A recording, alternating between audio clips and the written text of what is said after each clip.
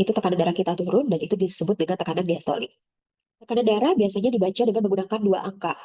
Eh, Tekanan yang atas itu namanya tekanan sistolik, yang angkanya di bawah biasanya kan 120/80. 120-nya itu adalah tekanan sistolik, 80-nya itu adalah tekanan diastolik. Situasi atau kondisi hipertensi atau tekanan darah tinggi itu adalah suatu tanda di mana jantung dan pembuluh darah kita bekerja terlalu keras. Apabila kondisi ini tidak diterapi, maka bisa menuju ke penyakit yang namanya aterosklerosis, di mana ada penyumbatan pada dinding pembuluh darah, serta bisa juga terjadi kondisi yang namanya gagal jantung, di mana gagal jantung ini merupakan mekanisme pertahanan dari tubuh yang mencoba memenuhi kebutuhan suplai oksigen. Untuk dewasa, tekanan darah diklasifikasikan menjadi beberapa tahapan. Yang pertama adalah tekanan darah disebut normal apabila tekanan sistoliknya berkisar antara 90 sampai 119 atau ada yang 120. Diastoliknya berkisar antara 60 sampai 79. Prehipertensi atau normal batas tinggi itu adalah 120 sampai 139/80 sampai 89. Tunggu sebentar.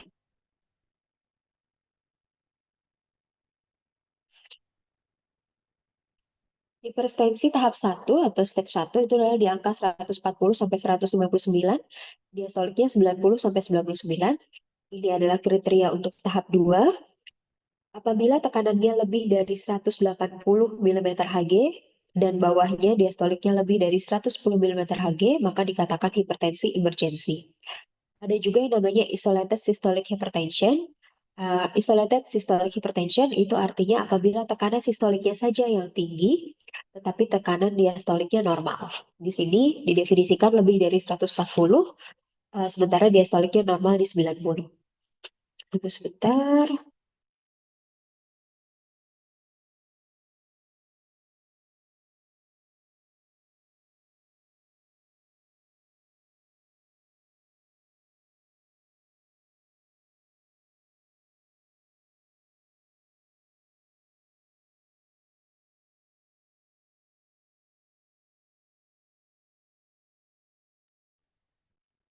Di sini di gambar ini kalian bisa lihat bahwa ketika tekanan darah kita normal, maka komponen-komponen darah itu bisa mengalir dengan baik, gitu, tidak ada hambatan. Tetapi ketika terjadi hipertensi, maka akan terjadi peningkatan em, kepadatan atau penurunan tingkatan kepadatan atau kekakuan dari dinding pembuluh darah. Akibatnya, karena ada peningkatan kekakuan tersebut, diameter bagian dalam dari dinding pembuluh darah itu akan menyempit. Terjadinya penyempitan diameter pembuluh darah seperti ini akan meningkatkan kekuatan yang dibutuhkan oleh jantung untuk memompa darah ke arteri-arterinya. Kalian bayangkan saja seperti em, seperti selang air. Kalau misalnya diameternya normal, maka tekanannya juga akan normal. Tidak ada tekanan yang berlebihan seperti itu.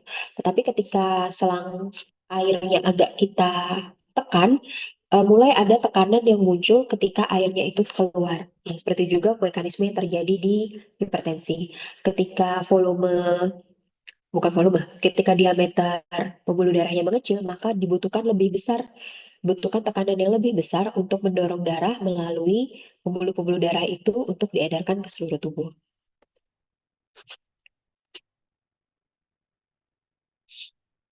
Secara angka kejadian, hipertensi di dunia itu diidap sekitar 1,13 miliar pasien di tahun 2015. Secara keseluruhan, hipertensi itu diderita 30-45% orang dewasa, jadi cukup besar. Hampir separuh masyarakat dunia kita itu mengalami hipertensi. Resiko hipertensi itu akan meningkat secara progresif, secara terus-menerus, seiring dengan bertambahnya usia, di mana pada usia lebih dari 60 tahun, angka kejadian hipertensi lebih dari 60%. Sementara menurut laporan riset kesehatan dasar di Indonesia, terjadi peningkatan prevalensi kejadian hipertensi dari di 2013 di 25,8% hingga sekarang di 2018 di angka 34,1%. Peningkatan ini biasanya dikaitkan dengan pola makan yang tidak baik, eh, lebih banyak junk food, sedikit serat, kurang berolahraga, dan banyak konsumsi minuman yang manis. Etiologi atau penyebab dari hipertensi dibedakan menjadi dua. Yang pertama adalah penyebab utamanya. eh, yang pertama adalah untuk hipertensi primer atau esensial. Untuk sebagian besar orang dewasa, untuk hipertensi itu tidak ada penyebab yang dapat diidentifikasi. Kenapa sih sebenarnya dia hipertensi?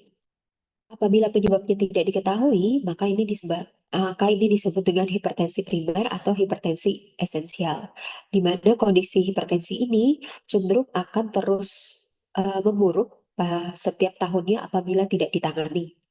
Untuk hipertensi sekunder, itu adalah apabila seseorang mengalami hipertensi karena adanya kondisi penyakit lain. Itu disebut dengan hipertensi sekunder, biasanya karena ada kelainan hormonal atau adanya tumor yang bisa menyebabkan hipertensinya semakin meningkat. Pada kondisi ini, biasanya tekanan darahnya polanya dia cenderung tiba-tiba tinggi eh, dalam waktu singkat jika dibandingkan dengan kondisi hipertensi yang primer atau esensial. Beberapa kondisi yang bisa menyebabkan kondisi hipertensi sekunder antara lain obstructive sleep apnea. Ini adalah kondisi gangguan tidur yang dimana terjadi penyumbatan pada saluran pernafasan sehingga ketika dia tidur ada saat-saat dia henti napas sedetik atau 2 detik gitu. Kemudian apabila ada masalah ginjal, kemudian adanya tumor di kelenjar adrenal. Kelenjar adrenal itu adalah kelenjar yang posisinya adanya di ginjal. Kemudian adanya masalah tiroid, hipertiroid biasanya. Kemudian apabila orangnya overweight atau obesitas, apabila seseorang itu kurang aktivitas fisik, terlalu banyak mengkonsumsi garam dalam dietnya, kemudian terlalu banyak konsumsi alkohol, kemudian apabila secara kongenital, kongenital itu secara dari lahir adanya kecacatan pada pembuluh darahnya, kemudian ada beberapa obat yang bisa meningkatkan tekanan darah, antara lain pil kontrasepsi, obat flu, biasanya mengandung PPA, fenilpropanolamin, dekongestan. Dekongestan itu obat yang fungsinya untuk menghentikan atau mengurangi gejala hidup tersumbat. Kemudian juga beberapa obat yang digunakan untuk mengurangi nyeri. Beberapa obat yang sering disalahgunakan, golongan narkotika, contohnya kokain dan amfetamin, itu juga bisa meningkatkan tekanan darah. Dan yang terakhir adalah penggunaan alkohol yang tidak tepat atau secara berlebihan. Kalau di pada remaja, biasanya eh, akhir-akhir ini angka kejadian hipertensi pada usia lebih muda itu cukup tinggi. Pada remaja biasanya kenaikan tekanan darah disebabkan eh, pasiennya atau remajanya itu mengalami obesitas, kemudian terjadi penurunan kesesuaian atau kemampuan dari sistem kardiovaskularnya, adanya perubahan hormonal, kemudian pertumbuhan tubuh, perkembangan tubuh yang cepat atau growth spurt, kemudian apabila remaja tersebut merokok. Berikut adalah mekanisme terjadinya hipertensi. Jadi, ketika terjadi hipertensi, biasanya pada sistem saraf simpatis terjadi yang namanya vasokonstriksi. Akibat kondisi-kondisi tadi, jadi obesitas, kemudian penyempitan pembuluh darah, itu akan menyebabkan vasokonstriksi pada sistem saraf simpatis. Akibatnya, bila terjadi vasokonstriksi, vasokonstriksi itu berarti ada penyempitan. Kalau konstriksi itu penyempitan, kalau dilatasi itu pelebaran. Apabila terjadi vasokonstriksi, maka eh, tekanan jantung atau laju jantung yang memompa darah itu juga akan lebih cepat. Karena itu merupakan mekanisme kompensasi. Kan jantung itu berusaha untuk memenuhi kebutuhan tubuh kita. Ketika pembuluh darah menyempit, kalau dia tidak berusaha keras, maka kalian membayangkannya darah yang akan mengalir di pembuluh darah itu juga akan lebih sedikit. Kalau dalam kondisi normal tapi tidak ada kompensasi. Darah yang mengalir akan lebih sedikit, darah yang masuk ke jantung dan ke seluruh tubuh itu juga akan lebih sedikit daripada seharusnya. Akibatnya pasiennya jadinya hipoksia. Untuk mencegah hal itu, maka tubuh itu punya mekanisme pertahanan tubuhnya, jadi mekanisme kompensasi. Di mana kalau misalnya tubuh merasa, oh kok laju darahnya ini kok mengecil ya, kok melambat ya. Akibatnya mereka mengkompensasi dengan meningkatkan laju jantungnya. Nah, jantungnya dipompa lebih cepat, tekanannya ditingkatkan supaya jumlah darah yang bisa beredar ke seluruh tubuh itu jumlahnya tetap dalam kondisi normal.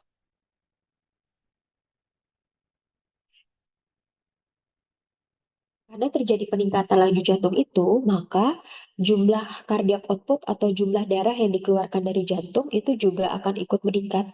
Kalau yang sebelumnya mungkin cuma berapa liter per menit, tetapi karena penyempitan tadi, seakan-akan tubuh itu membutuhkan darah yang lebih banyak. Karena kan yang dipompa lebih besar, lebih cepat begitu. Akibatnya cardiac output atau jumlah darah yang dikeluarkan dari jantung juga akan meningkat. Sehingga terjadilah peningkatan tekanan darah dan juga penurunan aliran darah ke organnya. Karena walaupun tekanannya sudah coba ditingkatkan, tetapi kan karena ada penyempitan tadi, tetap saja aliran darahnya tidak bisa secepat yang seharusnya, walaupun sudah ada mekanisme kompensasi. Itu di sistem saraf simpatis.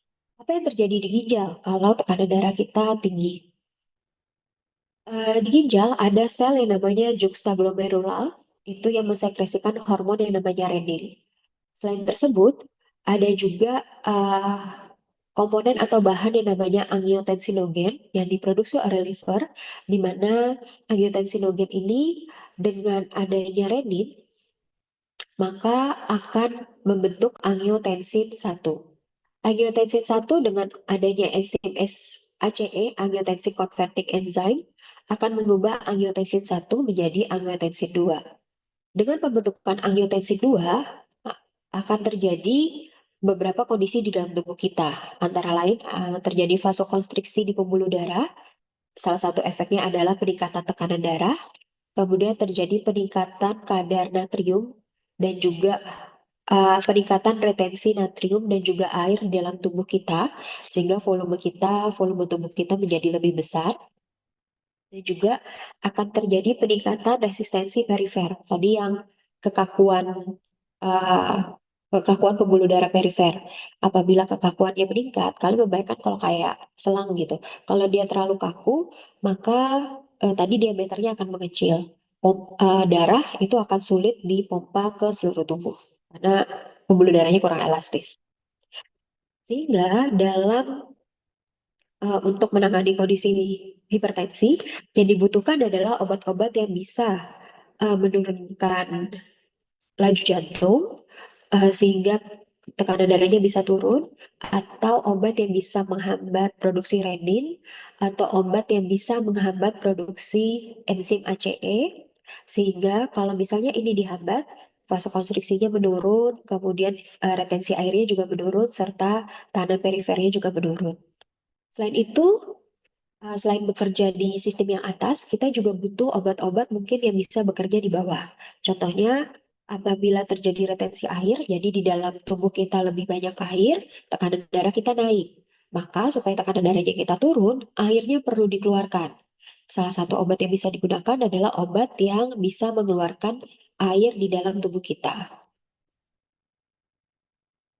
Jadi dari sinilah asal mengapa obat-obat untuk tekanan darah itu digunakan. Nanti kalian akan belajar ada obat yang memang tujuannya menurunkan laju jantung, ada yang menghambat enzim ACE, ada yang tugasnya mengeluarkan air di dalam tubuh kita, ada juga yang bekerja pada titik-titik yang lain.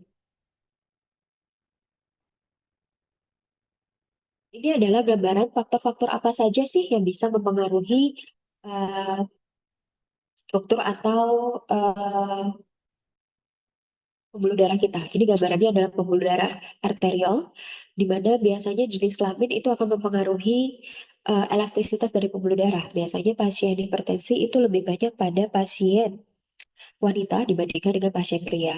Kemudian kondisi stres itu juga dapat menurunkan elastisitas dari pembuluh darah arteri. Selain itu, eh, selain faktor lingkungan, ada faktor genetik yang bisa berpengaruh. Kemudian dari sistem saraf simpatis tadi yang sudah dijelaskan bisa meningkatkan laju jantung. Kemudian eh, si saraf simpatis itu menyebabkan vasokonstriksi. Vasokonstriksi akan menyebabkan peningkatan kardio dari jantungnya sehingga terjadi gangguan pada elastisitas arteriol. Dari ginjal sendiri terjadi retensi sodium atau retensi natrium, sehingga jumlah air yang tertahan di dalam tubuh kita semakin meningkat. Kalau jumlah air di dalam tubuh kita meningkat, maka jantung akan bekerja lebih keras untuk memompa darah ke seluruh tubuh kita, memenuhi kebutuhan sesuai dengan volume tubuh kita. Gitu. Kemudian dari gastrointestinal, biasanya karena kondisi obesitas, kekurangan mikronutrien dari buah, sayur, dari konsumsi makanan, serta konsumsi alkohol yang berlebih.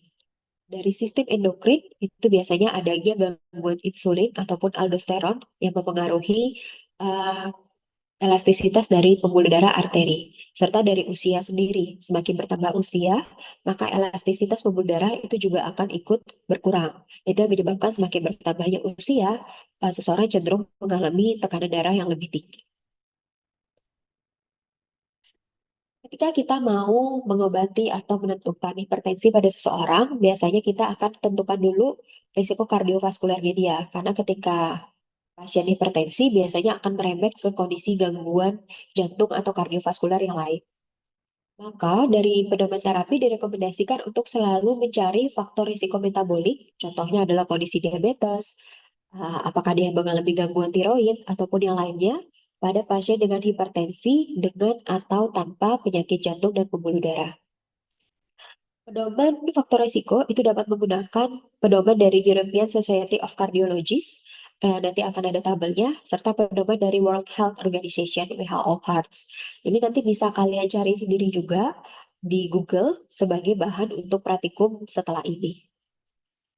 Berdasarkan WHO Hearts, penilaian risiko kardiovaskular itu dibagi menjadi dua kelompok, yaitu dengan cara pemeriksaan laboratorium yang dicek ada kadar kolesterol dan kadar gula darah, serta tanpa pemeriksaan laboratorium.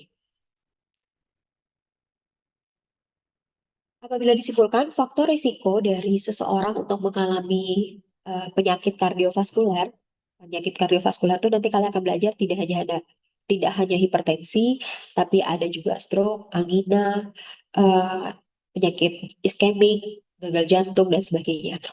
Faktor risikonya antara lain pasiennya punya riwayat dulunya pernah menderita hipertensi atau punya penyakit kardiovaskular lain, atau pernah kena stroke, atau penyakit ginjal, baik pada dirinya sendiri maupun keluarga ada yang pernah mengidap ini.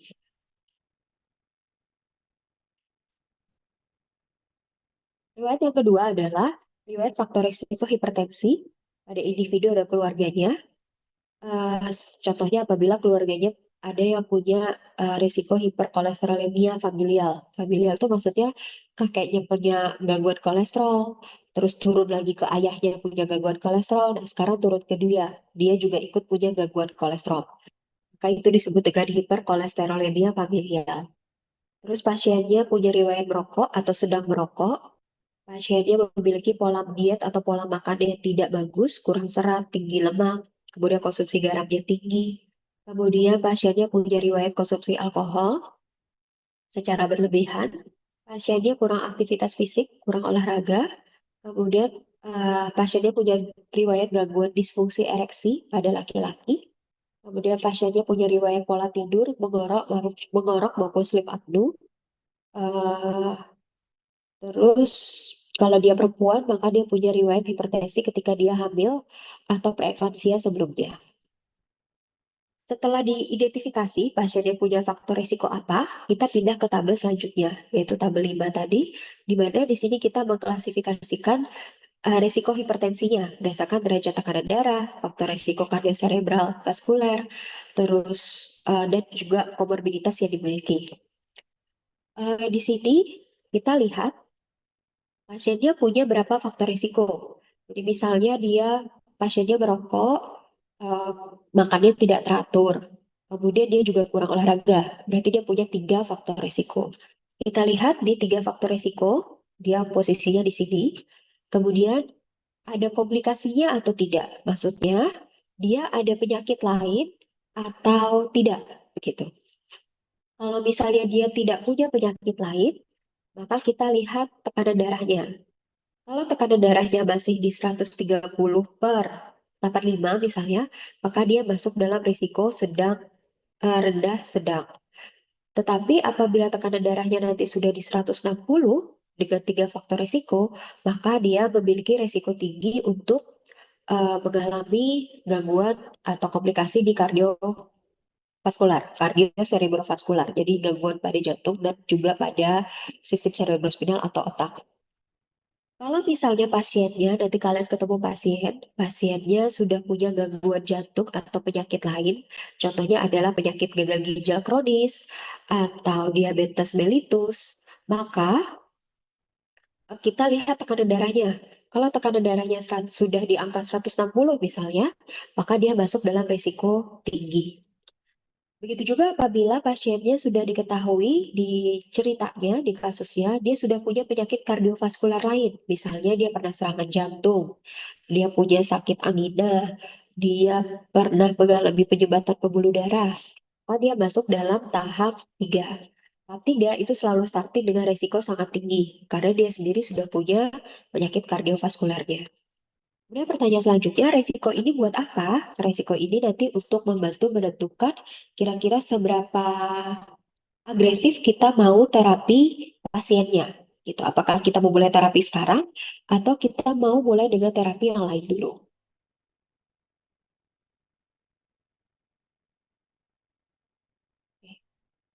Hipertensi itu seringkali nggak punya tanda dan gejala, makanya dia disebut dengan the silent killer. Biasanya tiba-tiba saja orang bisa meninggal ketika dia sedang tidur, ketika dia sedang main sepak bola, atau ketika dia sedang eh, olahraga bulu tangkis misalnya, atau ketika ia sedang melakukan aktivitas yang tidak terduga, yang sepertinya biasa saja, bahkan bisa ketika dia sedang dalam tidur, karena gejalanya umumnya hampir tidak ada. Ini disebut dengan the silent killer.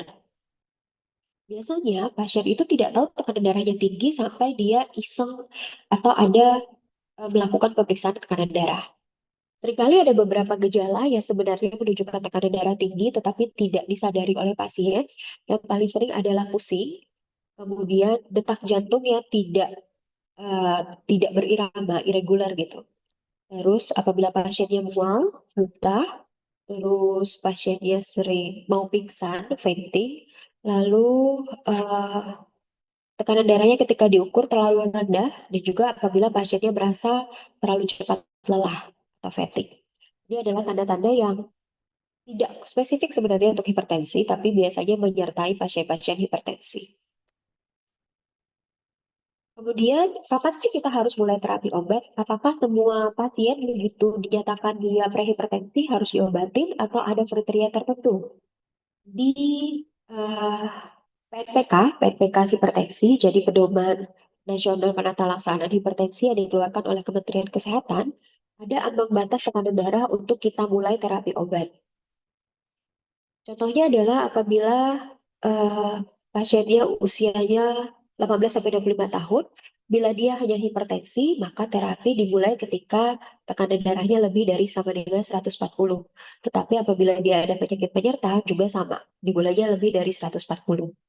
Titik yang berbeda adalah apabila ini pemeriksaan Thailandnya dilakukan di klinik. Di mana kalau misalnya di klinik, tekanan darahnya menggunakan pemeriksaan darah alat yang berbeda, terus biasanya diulang selama 3 kali. Maka batasnya menjadi lebih ketat, menjadi lebih dari sama dengan 90 mm Hg itu sudah harus diterapi kalau sudah ada gejala-gejala klinisnya. Untuk pasien lansia, batas toleransinya lebih tinggi, yaitu boleh diterapi apabila tekanan darahnya lebih dari sama dengan 160 mm Hg. Kenapa di lansia lebih tinggi? Karena tadi sudah disampaikan secara etiologi atau secara alamiah, ketika usia bertambah, maka tekanan darah juga akan cenderung lebih tinggi, sehingga batas toleransinya menjadi lebih tinggi. Tetapi karena ini guideline-nya 2018 yang digunakan oleh PNPK di Indonesia, penelitian-penelitian terbaru itu menyatakan bahwa bahkan pada lansia pun apabila sudah di angka 130 sampai 140, pasiennya sudah harus diterapi untuk menurunkan faktor resiko dari penyakit kardiovaskular tadi. Jadi yang ini nanti bisa kita revisi menjadi sama seperti yang atasnya, yaitu lebih dari 140 mm Hg. Oke, sekarang rekomendasinya. Apa sih yang harus kita lakukan apabila pasiennya hipertensi? Bila dia pertama kali hipertensi, kapan obat antihipertensi dipakai? Apabila pasien hipertensinya masuk ke tekanan darah derajat 2 atau derajat 3. Nanti lihat ke tabel yang sebelumnya. Ada tadi klasifikasi tekanan darah, ada tahap 1 atau derajat 1, ada derajat 2, ada derajat 3.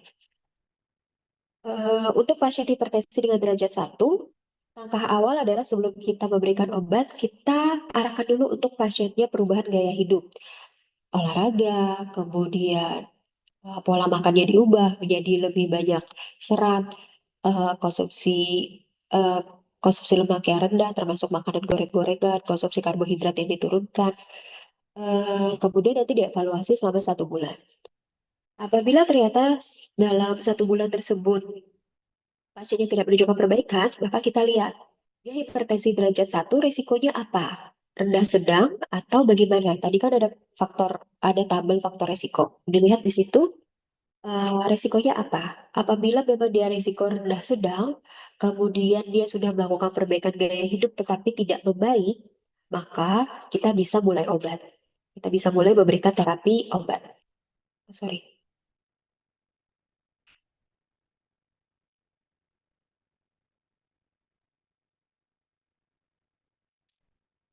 ya.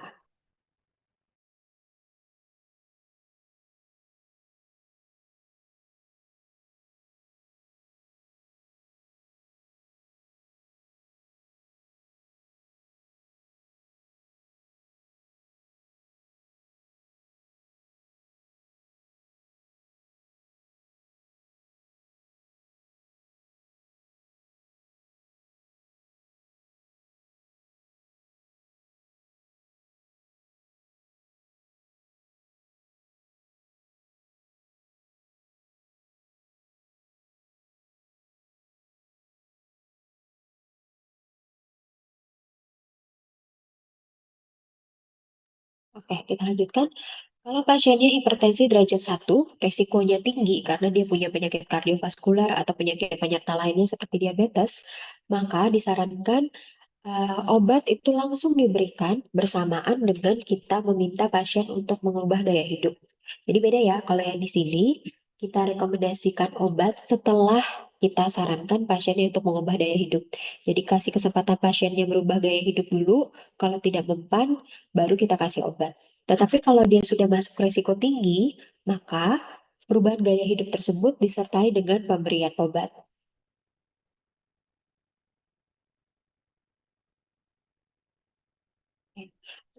Selanjutnya adalah pasien lanjut usia dan eh, yang sudah menerima obat hipertensi dan sudah diintervensi gaya hidupnya.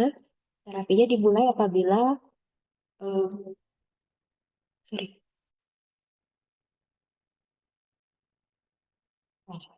dengan pasien lanjut usia yang kondisinya fit, tidak ada eh, ya sepertinya dia sehat gitu, tidak ada faktor risikonya, maka obat antihipertensi dan intervensi gaya hidup direkomendasikan jika tekanan darahnya lebih dari 160 mm Hg. Tapi kembali karena ini rekomendasi lama, di rekomendasi terbaru apabila tekanan darahnya sudah lebih dari 130 sampai 140, pasien lansia sudah direkomendasikan untuk terapi antihipertensi. Kemudian apabila usianya di rentang 60 sampai 80 tahun, maka obat antihipertensi direkomendasikan jika tekanan darahnya 140 sampai 159 mm Hg. Rekomendasi lain adalah terapi antihipertensi dapat dipertimbangkan jika pasien lanjut usianya renta, jika masih dapat ditoleransi. Pasien lanjut usia renta itu apabila dia secara kondisi fisik, penampilan fisik, eh, beberapa minggu yang lalu kita sudah belajar bahwa kita bisa melihat dari kondisi fisik pasien, kira-kira pasiennya ini kesehatannya secara keseluruhan bagaimana. Jadi pasien renta, apabila kita lihat secara keseluruhan, kayaknya dia nggak fit deh. Dia bengkak misalnya, atau dia terlihat obesitas, atau eh, napasnya kayaknya tidak apa ya, bukan tidak lancar sih, nafasnya kayaknya terengah-engah, maka itu sudah bisa kita pertimbangkan antihipertensi lebih cepat.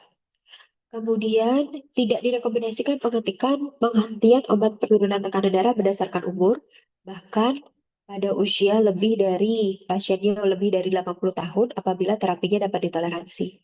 Jadi Dengan ini dikatakan bahwa obat tekanan darah itu sebenarnya sedapat mungkin kalau sudah pernah minum, itu tetap diminum walaupun dosisnya kecil.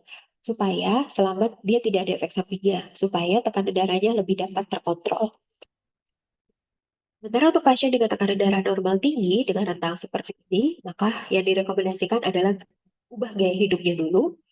Obat hipertensi boleh diberikan apabila pasiennya punya faktor risiko untuk penyakit kardiovaskular, terutama penyakit yang namanya coronary artery disease. Kalian akan ketemu penyakit ini pada pertemuan selanjutnya. Gitu. Secara garis besar apa sih pengobatannya? Kita masuk ke pengobatan yang tadi selalu disampaikan, ayo ubah gaya hidupnya untuk pasien-pasien hipertensi. Gaya hidup seperti apa sih yang harus diubah? Yang pertama adalah dari segi nutrisi. Nutrisinya harus diperbaiki. Di sini dikatakan bahwa hipertensi itu bisa turun kok. Tekanan darahnya itu bisa turun apabila pola makan atau ya makanan kita diubah polanya. Sehingga perubahan gaya makan atau pola makan itu ditetapkan sebagai faktor yang penting untuk menurunkan tekanan darah pasien. Perubahan gaya makan itu apa sih? Yang paling murah yang menjadi patokan adalah kita mengurangi asupan garam. Tidak lebih dari 5 miligram. Ini miligram ya, sorry terbalik. 5 miligram per hari. 5 miligram per hari nakarnya bagaimana? Kita hitung dari berapa sendok garam yang digunakan ketika masak. Tapi gak cuma dari masakan, kita juga harus lihat dari misalnya yang suka nyemil begitu. Biasa di balik kemasan itu ada nilai gizi atau informasi nilai gizi. Dari situ garam yang ada di cemilan kita itu harus kita masukkan ke perhitungan jumlah asupan garam per hari. Jadi gak cuma dari makanan berat sarapan, makan siang, makan malam kita hitung garamnya, tetapi juga dari snack-snack yang kita makan. Snack kemasan, kue-kue, eh, makanan minuman kemasan, mungkin ada yang asin, itu semua harus masuk dalam perhitungan batas 5 miligram per hari. Kemudian kita harus mengurangi asupan lemak dan apabila konsumsi dalam jumlah yang sedang saja. Asupan lemak itu tidak hanya dari makanan yang kelihatan nyata berlemak, misalnya kayak eh, kulit ayam dari makanan cepat saji, terus apa ya, makanan berlemak lainnya, tetapi juga harus dipertimbangkan asupan lemak yang dari makanan kemasan. Dari asupan susu misalnya, itu juga ada asupan lemaknya, itu juga harus masuk dalam perhitungan untuk dikurangi. Kemudian kita juga harus menghitung berapa sih kalori yang kita masukkan itu harus sesuai sama kebutuhan tubuh kita. Jangan sampai pasiennya kerjanya ternyata karena sudah dia pensiun, kerjanya cuma duduk-duduk aja, tapi asupan kalorinya sama seperti ketika dia masih bekerja aktif. Sehingga seharusnya semakin kita aktivitasnya rendah, asupan kalori kita juga harus ikut menurun. Untuk terkait berapa hitungan kalori yang dibutuhkan, itu pasiennya biasanya kita rujuk ke dokter gizi atau konsultan gizi untuk menghitungkan berapa kalori sih yang sebetulnya dia keluarkan per harinya dan berapa sih asupan kalori yang dia butuhkan. Kemudian perubahan gaya hidup selanjutnya adalah mengurangi tekanan darah karena semakin berat tekanan darah kita biasanya semakin tinggi berat badan kita biasanya ada eh, lemak yang semakin besar gitu dan juga eh, lemak yang semakin besar sehingga pembuluh darah kita akan semakin mengecil. Akibatnya akan tekanan yang dibutuhkan untuk memompa tadi lebih besar dan juga eh, aliran darah ke jantung dan seluruh tubuh juga akan menurun. Sehingga dengan penurunan berat badan diharapkan kerja jantungnya juga akan ikut menurun. Lalu peningkatan aktivitas fisik dan olahraga secara teratur. Dengan peningkatan aktivitas fisik dan olahraga secara teratur, maka itu terkait sama jumlah kalori yang harus kita seimbangkan.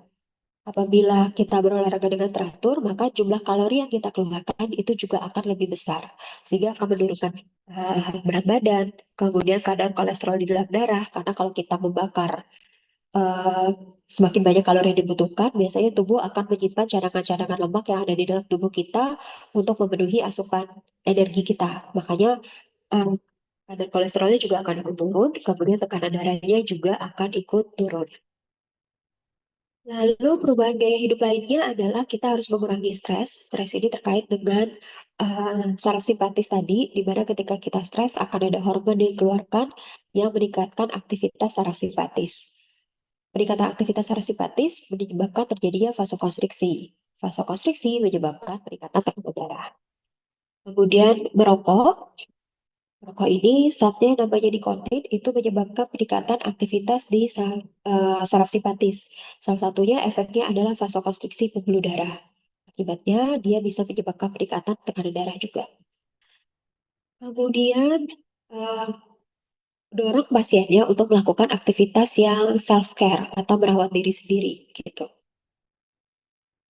Caranya adalah dorong pasiennya untuk rutin memeriksa tekanan darah dia harian itu seperti apa. Dia catat sehingga dia eh, aware sama kesehatan tubuhnya dia sendiri dan ketika dibutuhkan untuk catatannya dibutuhkan ketika konsul ke dokter atau konsul ke apoteker, catatan itu bisa berguna menjadi dasar pengambilan keputusan baik baik oleh dokter maupun oleh apoteker.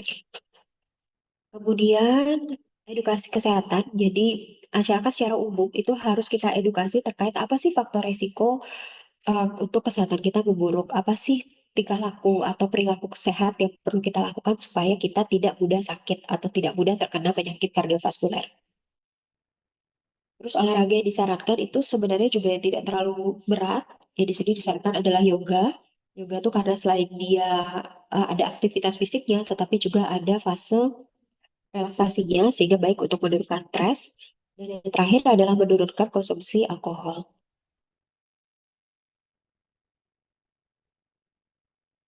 Ini adalah intervensi yang disarankan. Jadi asupan garam tadi sudah disampaikan kurang dari 5 gram per hari.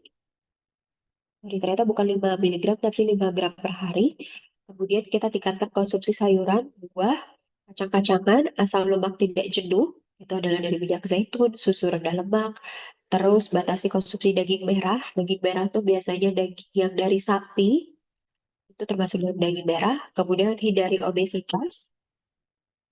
Yang perlu dipertimbangkan adalah menurunkan berat badan serta menurunkan juga lingkar pinggang ataupun lingkar perut. Kemudian olahraga aerobik dengan frekuensi 3 sampai 7 kali per minggu, intensitasnya sedang, durasinya sebenarnya tidak perlu lama-lama, jadi cukup sampai 30 sampai 60 menit. Dengan kalau tahu intensitas sedang dari mana? Apabila terjadi peningkatan laju jantungnya gitu. Dan menghentikan kebiasaan merokok, lalu diberikan dukungan emosional baik oleh keluarga, jadi didukung pengobatannya itu dan dirujuk untuk ke program penghentian merokok. Oke.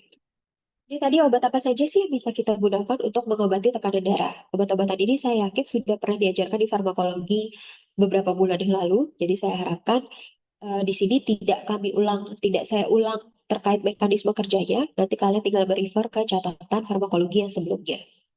Obat yang pertama adalah golongan obat yang namanya diuretik. Diuretik ini sering disebut juga dengan pil air. Kenapa? Karena obat ini tujuannya atau mekanisme kerjanya adalah mengeluarkan air dari dalam tubuh kita. Obat ini membantu ginjal kita untuk mengeluarkan atau mengeliminasi sodium dan juga air dari dalam tubuh.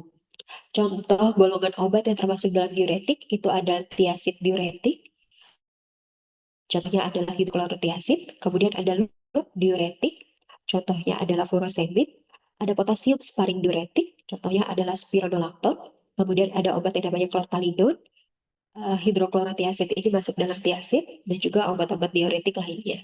Sekali lagi, untuk mekanisme kerjanya, tolong refer atau kembali ke catatan di farmakologinya.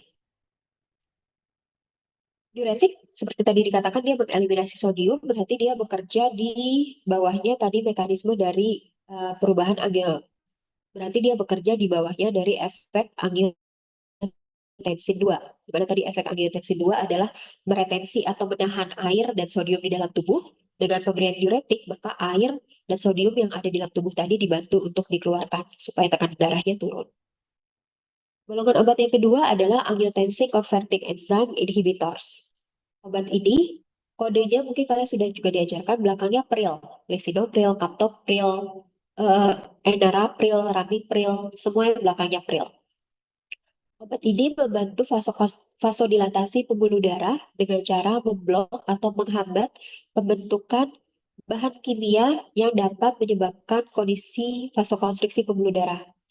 Jadi, dengan kata lain, namanya adalah inhibitors enzim ACE, berarti dia menghambat di, sebentar kita naik ke atas, oke, dia menghambat enzim ini.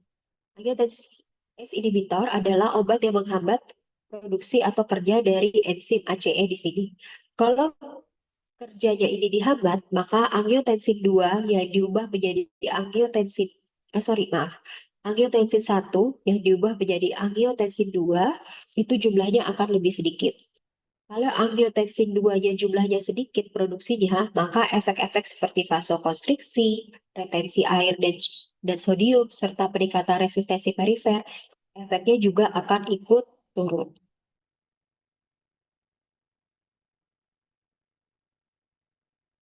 Kemudian golongan obat yang ketiga adalah angiotensin 2 reseptor blockers. Kalau tadi dia menghambat enzim yang mengubah angiotensin 1 menjadi angiotensin 2, golongan yang selanjutnya adalah enzim yang menghambat reseptor angiotensin 2. Jadi, waktu di farmakologi pasti kalian udah belajar bahwa untuk memberikan efek, suatu bahan ini harus berikatan dengan reseptornya. Baru dia bisa memberikan efek. ARB ini dia memblok reseptor dari angiotensin 2. Sehingga walaupun angiotensin 2-nya dihasilkan, tapi dia tidak bisa berikatan sama reseptornya. Sehingga tidak bisa memberikan efek. Contoh obatnya adalah yang belakangnya sartan, kandesartan, losartan, telmisartan. Itu adalah obat-obat golongan ARB. Obat yang selanjutnya itu adalah kalsium channel blocker. Obat ini ada terbagi menjadi dua, yaitu golongan dihidropyridin dan non-dihidropyridin. Nanti kalian cek lagi di farmakologi.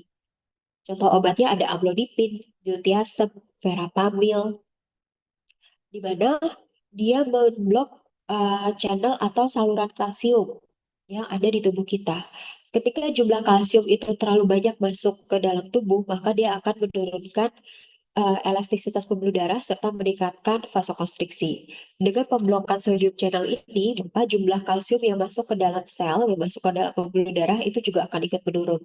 Sehingga efek vasokonstriksinya bisa dicegah. Kemudian alpha blocker ini adalah enzim yang memblok reseptor alfa di dalam tubuh kita. Reseptor alfa itu juga reseptor yang bertanggung jawab terhadap kondisi hipertensi. Contoh obatnya adalah doxazosin, prazosin, dan juga obat yang biasanya belakangnya ada sosinnya. Doxazosin, prazosin, terazosin, itu bisa atau itu termasuk dalam golongan alpha blocker. Lalu ada obat alpha beta blocker, itu adalah obat yang menghambat reseptor alfa dan juga reseptor beta di dalam tubuh kita. Kedua reseptor tersebut mempunyai efek vasokonstriksi, terutama pada beta blocker, dia bisa menyebabkan, kalau dia tidak dihambat, dia bisa menyebabkan laju jantung kita menjadi lebih cepat. Sehingga ketika dia dihambat, maka laju jantung kita menjadi lebih lambat, jumlah darah yang harus dipompa ke darah itu menjadi lebih normal, jadi lebih rendah. Contoh obatnya adalah carvedilol dan juga labetalol. Lalu ada beta blocker.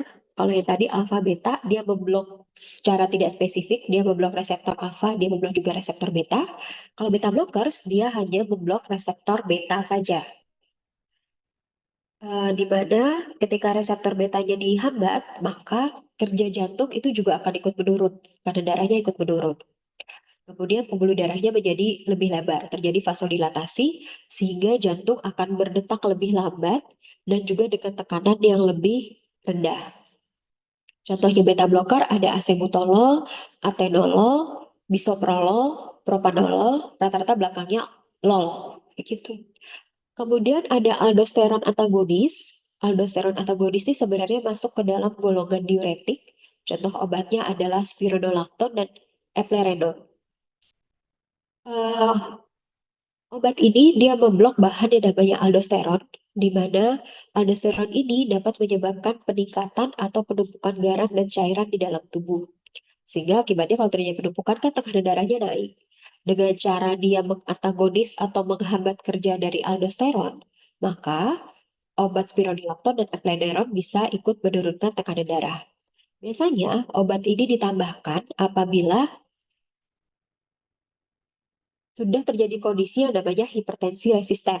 Hipertensi resisten itu yang sudah kalau dikasih 3 obat, tapi tekanan darahnya tidak mau turun-turun, maka baru ditambahkan obat golongan aldosteron antagonis. Kemudian obat yang terakhir ada namanya vasodilator. Kalau obat yang sebelum-belumnya dia bekerja dengan cara menghambat reseptor tertentu atau menghambat enzim tertentu.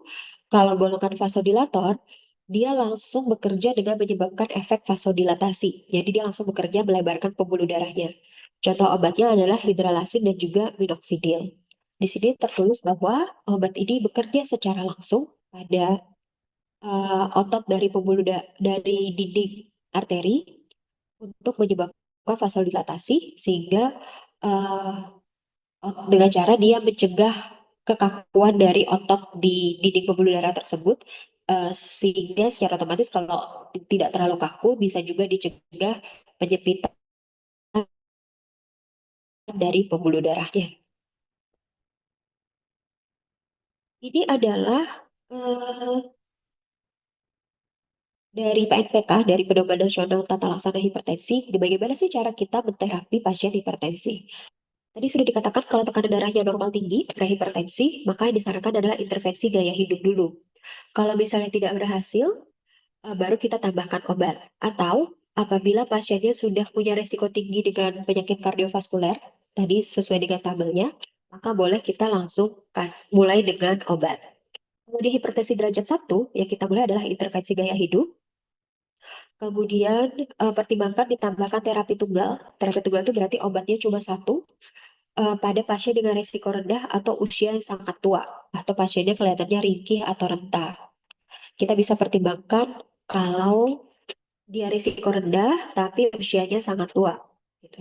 Itu kita bisa pertimbangkan mulai kasih obat.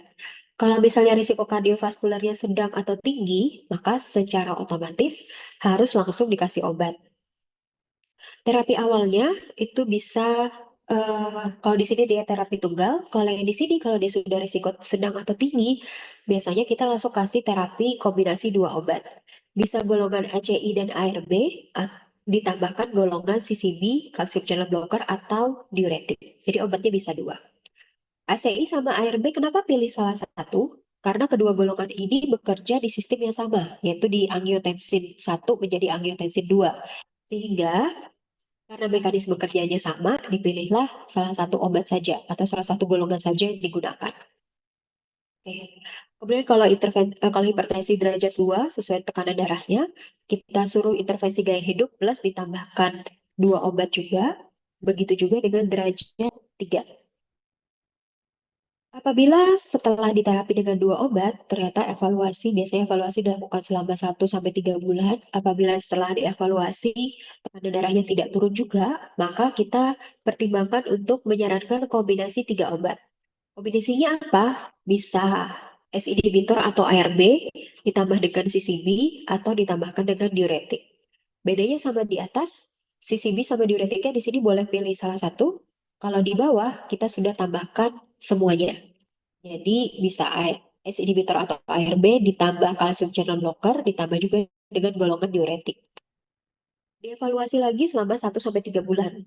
Apabila tidak ada penurunan lagi setelah dikasih 3 obat ini, maka kondisi itu yang dinamakan hipertensi resisten. Ketika muncul hipertensi resisten, maka opsinya adalah pilihan pertamanya itu adalah kita tambahkan golongan spironolactone dengan dosis 25-50 mg 1 kali sehari.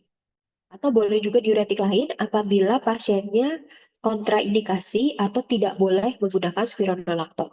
Untuk data siapa aja sih yang kontraindikasi dengan spironolactone, silakan cek catatan farmakologinya atau cek buku-buku terkait atau website terkait untuk mencari apa sih kontraindikasinya spironolactone. Eh, Kemudian apabila sudah di sini tetap tidak efektif, maka kita pertimbangkan merujuk atau evaluasi lebih lanjut. Siapa tahu kondisinya sebenarnya hipertensinya tidak turun-turun karena ada kondisi penyakit lain yang tidak terdeteksi. Kemudian untuk beta blocker, kapan sih beta blocker ditambahkan? Beta blocker itu harus dipertimbangkan di setiap langkah, terutama apabila pasiennya punya indikasi spesifik atau komplikasi tertentu. Misalnya, pasiennya hipertensi plus gagal jantung, atau pasiennya hipertensi plus sakit angina, pasiennya hipertensi plus pasca miokard infark atau serangan jantung, pasien punya kondisi atrial fibrilasi, atau pasiennya perempuan muda yang sedang merencanakan kehamilan. Itu perlu dipertimbangkan diberikan beta blocker. Ini adalah tabel obatnya, disertai dengan kapan sih kita kasihnya. Rata-rata dikasihnya malam hari, kecuali triasid atau diuretik. Kenapa mereka dikasihnya pagi hari? Karena tadi sudah dikatakan, diuretik ini tugasnya keluarin air di dalam tubuh kita. Air keluar lewat mana dari dalam tubuh kita? Jalur terutama tentu saja lewat urin. Sehingga efek samping tersering kalau minum diuretik itu adalah pasiennya akan sering buang air kecil. Kalau obat ini dikasihnya malam, tidurnya pasien akan terganggu. Kalau tidurnya terganggu, tekanan darahnya bisa jadi tetap tinggi seperti itu. Makanya dikasihnya di pagi hari. Yang lain itu rata-rata dikasihnya malam hari. Ini obat lini keduanya, kemudian ini obat lanjutan dari lini keduanya.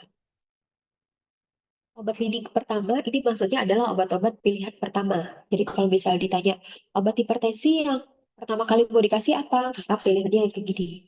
Tapi kalau sudah tambahan, tadi sudah kombinasi, itu masuk obat lini kedua. Ah,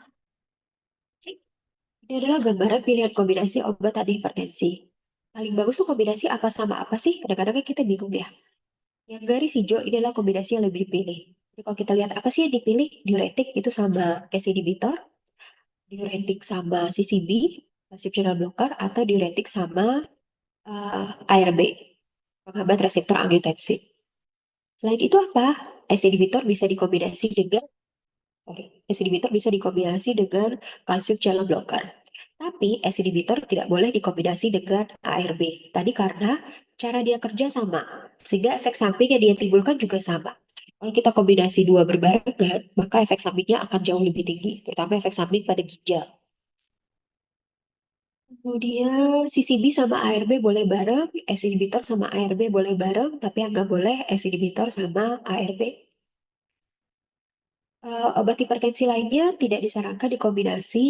eh, Kalau yang titik-titik ini, titik-titik yang lain ini, mungkin bisa dikombinasi, tetapi sebagai pilihan pertama ya, maksudnya. Jadi sebagai pilihan pertama mau kombinasi diuretik sama beta blocker. Mungkin bisa bertimbangkan, tapi uji tentang efektivitasnya belum ada.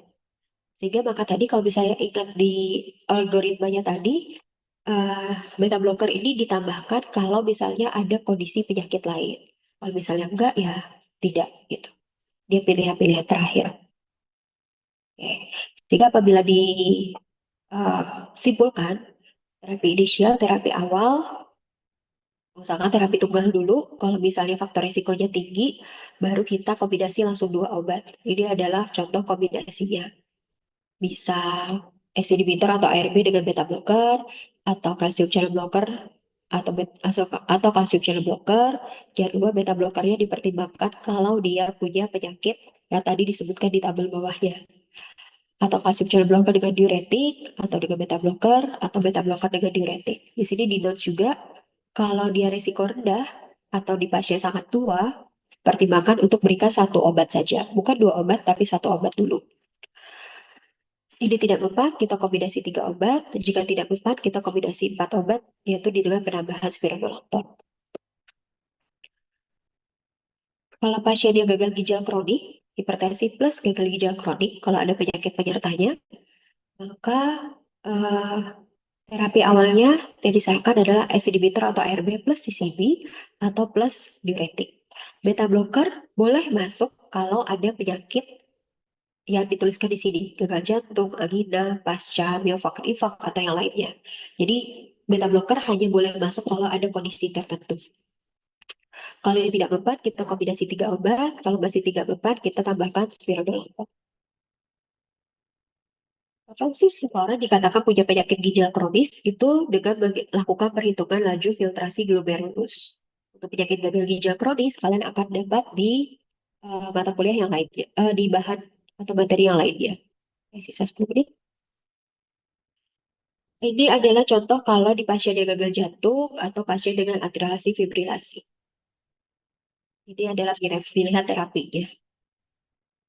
Terus kalau dia resisten, resisten itu kalau misalnya tekanan darahnya nggak turun-turun, tidak mencapai kurang dari 140 per 90, walaupun sudah mendapatkan 3 obat anti hipertensi yang berbeda, dan sudah melakukan perubahan gaya hidup tapi tetap nggak turun-turun, maka dia dikategorikan sebagai hipertensi resisten. Obatnya apa? Kita tambahkan spironolakton dosis kecil, tetapi kalau dia intoleransi terhadap spironolakton atau kontraindikasi, maka bisa kita ganti dengan diuretik, eh, bisa golongan aplerenon atau amilaurid atau golongan tiazid seperti HCT, atau bisa juga pakai loop diuretik seperti furosemid. Atau kalau misalnya diuretik juga tidak bisa, kita bisa pertimbangkan penambahan bisoprolol dari golongan beta blocker ataupun doxazosin dari golongan alpha blocker. Jadi kapan sih nambah yang ini, kapan sih pilih yang ini, sangat tergantung pada cerita pasiennya, kondisi pasiennya seperti apa. Kemudian tadi ada hipertensi tahap 3, namanya dengan hipertensi emergensi apabila tekanan darahnya lebih dari sama dengan 180 per 110 mm Hg. Hipertensi krisis ini dibagi menjadi dua, yaitu hipertensi emergensi dan juga urgensi. Kalau emergensi itu eh, biasanya tanpa disertai kerusakan organ. Kalau urgensi dia, sorry, kalau emergensi dia disertai kerusakan organ, misalnya terjadi gangguan sudah terdeteksi ada gangguan di ginjalnya, atau disertai stroke, atau disertai dengan serangan jantung, maka itu disertai dengan kerusakan organ. Biasanya terapinya adalah harus diterapi dengan cepat. Di sini adalah ada obat pilihannya, misalnya dia hipertensi karena tumor tanpa atau dengan gagal ginjal akut, maka obatnya bisa pilihan pertamanya adalah yang di sini, pilihan keduanya adalah yang di sini. Di sini adalah kondisi-kondisi penyakit penyerta atau gangguan klinis yang menyertai kondisi hipertensi tersebut. Pilihan obatnya bisa beda-beda. Eklamsia preeklamsia ini adalah kondisi yang dialami oleh ibu hamil. Jadi yang bawa ini khusus untuk kondisi pada wanita hamil. Ini adalah obat-obat emergensi yang tersedia di Indonesia. Jadi walaupun di sini keterangannya ada, tapi kadang-kadang ada obat yang tidak ada di Indonesia. Dia obat yang ada di Indonesia, ada di Cardigan, ada di triglycerin, ada clonidine, ada di lutetium, ada metoprolol, ada labetalol, dan juga ada di troprosin. Pilihnya yang mana? Kan pilihannya banyak banget. Biasanya kita lihat dari sini. Oh, pilihan pertamanya labetalol atau dicardipin. Maka boleh pakai salah satu dari itu. Kita lihat lagi kondisi pasiennya, eh, kira-kira dia kontraindikasi atau tidak. Seperti itu. Kalau hipertensi urgensi, itu adalah tidak ada keterlibatan organ target. Jadi ya, tekanan darahnya tinggi aja, tapi tidak disertai gagal ginjal, tidak disertai stroke, tidak disertai ensefalopati, tidak disertai kejadian-kejadian atau masalah-masalah yang tadi. Fobia tidak memiliki rawat inap dan diberikan obat oral. Jadi di sini dicari obat oralnya yang mana, yang ada oralnya dari obat-obat ini, yang ada obat minumnya, itu yang diberikan untuk penata laksana di hipertensi urgensi. Biasanya di Fenipin, itu yang diberikan. Kemudian jangan lupa bahwa peningkatan tekanan darah mendadak itu bisa juga disebabkan oleh obat, terus eh, tiba-tiba dia nyeri dada atau tiba-tiba dia mengalami kondisi yang stres begitu. Sehingga perlu dideteksi juga ketika pasien hipertensi, dia ada minum obat apa beberapa hari terakhir. Siapa tahu dia minum, siapa tahu dia minum obat flu, akhirnya tekanan darahnya menjadi lebih tinggi. Kemudian kalau di kondisi hamil, namanya preeklamsia, biasanya terjadi kondisinya 3-8% pada kehamilan dan bisa disertai dengan eklamsia. Eklamsia itu apabila sudah melibatkan organ atau kejang, itu bisa mencapai 9, dan menyebabkan 9% dari kehamilan dari kematian pada ibu hamil. Mengelola tekanan darah pada kehamilan itu cukup sulit karena ada obat yang sebenarnya butuh karena ada banyak obat yang bisa mengganggu tumbuh kembang atau membahayakan janinnya. Contohnya adalah obat-obat dengan ACE inhibitors, ARB, itu bisa mengganggu tumbuh kembang dari janinnya. Terus pertanyaannya dari mana sih tahu obat yang aman untuk janin apa tidak? baca di pustaka, biasanya kita lihat kategori obat tersebut di kondisi kehamilan. Kalau kategorinya A atau B, maka itu aman untuk digunakan. Tapi kalau sudah mulai C, D, kalau C itu mesti pertimbangkan resiko dan benefitnya, D lebih baik tidak, X tidak boleh sama sekali. Ini sudah disampaikan oleh Bu Risda pada pertemuan sebelumnya. Sehingga untuk hipertensi pada kehamilan, obat yang dipilih, pilihan pertamanya adalah metildopa, nifedipin, atau labetalol. Ini adalah tiga obat pilihan pertama yang bisa dipilih berdasarkan kondisi pasiennya. Kemudian eh, sebenarnya yang paling dipilih itu adalah penyekat beta dan juga penghambat saluran kalsium atau CCB. Jadi yang dipilih adalah beta blocker atau calcium channel blocker pada pasien hipertensi. Difedipin ini adalah contoh yang calcium channel blocker. Labetalol ini adalah contoh untuk obat beta blocker. Kemudian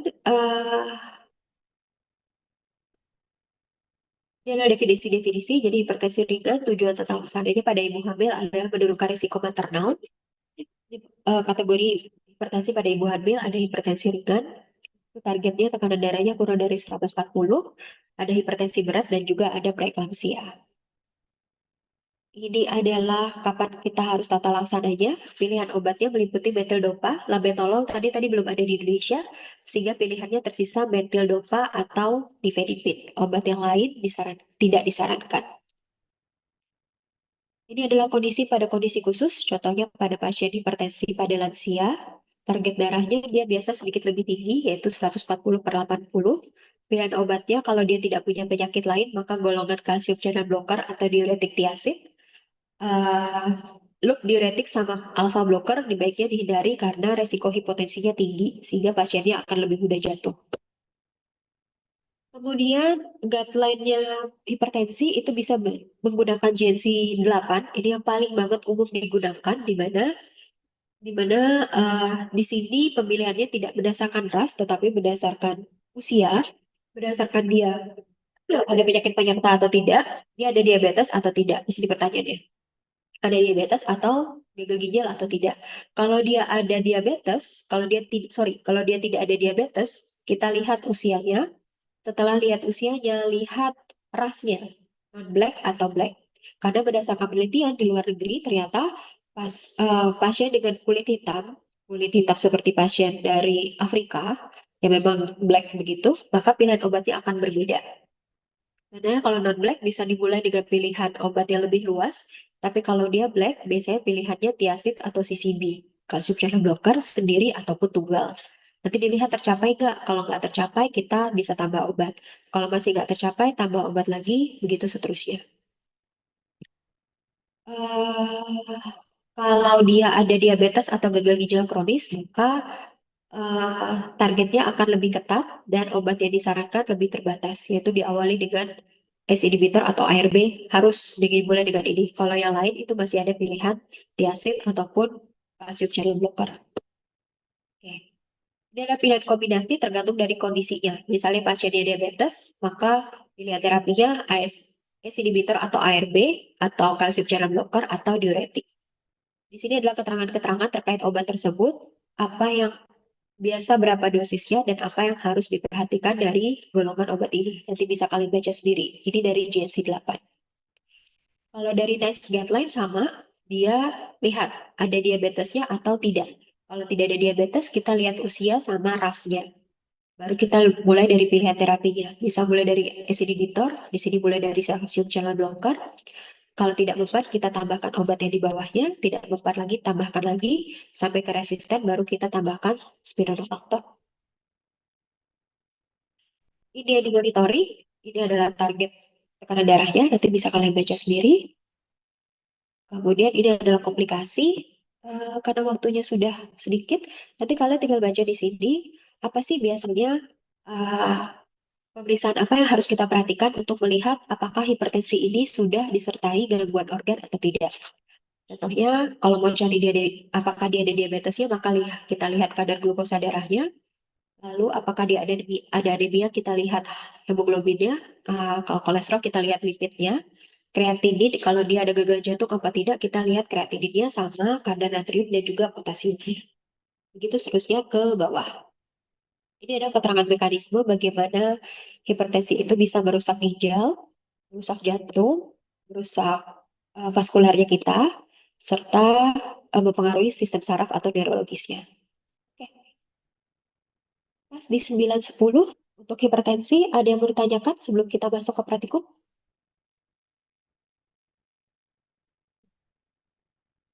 Oke, kalau misalnya tidak ada yang ditanyakan, nanti 9.20 kita akan mulai praktikumnya. eh Silakan sekarang kalian istirahat dulu, kemudian dipersiapkan juga pedoman terapi tadi yang sudah saya sampaikan, ada dari GNC 8, ada dari NICE Guideline, ada juga dari PNPK. PNPK itu punya Indonesia. Kalian tinggal searching di Google untuk mendapatkan eh, pedoman terapi tersebut. Baik, kalau misalnya tidak ada yang ditanyakan, kita break dulu 10 menit. Nanti kita mulai lagi kuliahnya praktikumnya di 9 lewat 20 menit. Terima kasih atas perhatiannya. Selamat pagi.